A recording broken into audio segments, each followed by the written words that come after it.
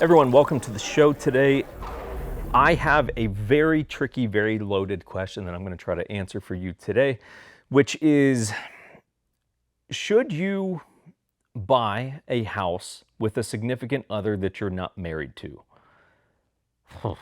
Complicated, everyone. So let's get into it, because there is no yes, there is no no. It is it depends. There are circumstances, there's massive considerations that you have to make if you do it. So let's get into it. As we do, subscribe to the channel. We are over 700 subscribers now. I have to admit, I'm on a small scale, excited about that. So hey, we would like to get to 1,000. That's our goal right now. So subscribe, it helps. Comments, likes, thumbs up on the videos, shit like that helps the channel. Cursing on the channel does not help, but that's on me. So let's get into it. Is it wise to buy a house with a significant other that you're not married to? Wise? No. I don't think it's wise, but there are circumstances where you might go, look, this is the best option that we've got. And if we have certain things in place, we can mitigate some of the risks associated with a major life purchase that you're making with someone you think you're going to spend the rest of your life with. Because here's the reality. We've probably all been in a relationship or are in a relationship called marriage where you think this is going to last for the rest of your life. And statistically, most of the times, that ain't really going to shake out, right? And eventually, someone's going to get tired of someone else, or everyone now hates each other, and you go, hey, we got to get out this damn thing, right? We're all ready to go move on and do other people, and we got to get out of here, right? So you would want essentially certain contracts in place and agree. Think of it as a prenup, right? You would want a prenuptial agreement for the house, even if you're not married, right? Your actual prenup for married people would probably specify things like homes. But if you're a boyfriend-girlfriend, or boyfriend-boyfriend, girlfriend-girlfriend, whatever the case may be, friend-friend who decided you're going to buy a house together, that would probably be a very bad idea, but whatever. If you're going to do this, you would want a prenup for the home. Well, what happens with the home under certain circumstances?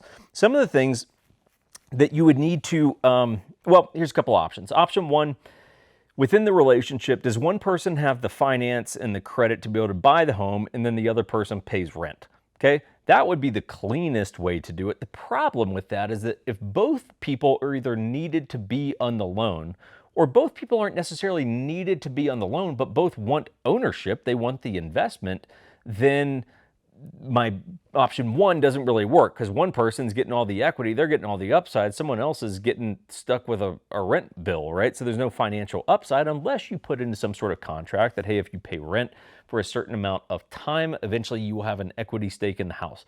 You could do something like that. Very unorthodox, very tricky, but I'm really just going to hit you with some different considerations. And that being a big one. Are both parties' finances and credit and down payment cash needed in order to get the house? Because you might be stuck doing it at that point if you're like, look, I think we're going to be together long term. Neither of us are excited about renting and pissing away money. So like, look, let's just do it. Okay, cool. Here's some things. The terms of the purchase, AKA, are we going 50-50 on the down payment? Are we going 50-50 on the monthly rent? Is the equity 50-50? If we're in a scenario where she makes way more money than him, and whatever, 100 grand is the down payment that's needed for the house, right? It's a $500,000 house. We're doing 20% down. That's $100,000 on the down payment. And she's like, hey, I've got 70 grand. And he's like, well, that's great, because I had 30 grand to put towards it. Cool. I would recommend in that case, do that, right? 70, 30. She also pays 70% of the monthly mortgage. She pays 30%, but she has 70% of the equity, right? So inside of, I would imagine that the title company could potentially do that. If not, you would maybe need like a real estate lawyer to draft that contract that says, hey, look, here are the terms of the purchase and the monthly mortgage, and she owns 70% of the home. He owns 30%. Now, of course, that brings up a giant question is, well, what happens if they break up? How does that work?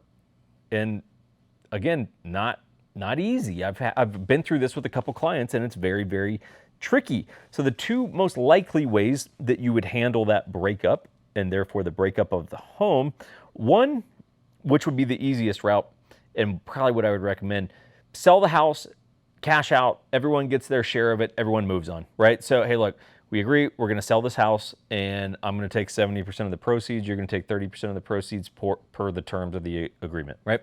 Now, if one person says, look, this is right by my work, I love the house, I don't want to move, I could support the mortgage payment on my own, then the ideal scenario would be that the one party would buy the other out. Let's just say she's like, look, I can afford the house on my own. I'm a doctor and you're whatever, right? And I can afford the house. Cool. Ideally, she would buy out his 30%. So she would say, hey, what is, basically what's your equity stake in the home at this point, right? So I'm going to buy out that 30%. That might mean she's got to cash in stocks or 401ks or whatever it is. Or she might not have that cash. Now what do we do? I don't know, man. It's tricky. This is why buying a home with a significant other you're not married to is pretty damn complicated, because there's all these scenarios and how are we going to handle them. Try to think of as many things as you possibly can and write them out, because you don't want to get into a scenario where you're breaking up and now we're having a fight and this is a scenario that we didn't agree to. Try to think of every possible thing. Of course, inevitably, that's going to create conflict inside of your relationship, because now you have to think forward to a breakup to determine what's going to happen right now. I don't fucking know, everyone. I don't know. I would not recommend buying a home with someone you're not married to. If you're going to, then do it and try to be smart about it, and everyone try to keep a cool, calm, level head. That's about the best I got. I don't have great news for you on this. So if you need real estate help, let us know. We primarily operate in, we operate in Utah, but we've got different agents in different parts of the country that we help connect people with, and then you work with them locally, and we're just kind of here to oversee and manage things. So if you need help, let us know. Like I said, beyond that, subscribe to the channel, all that good stuff. We'll see you next time.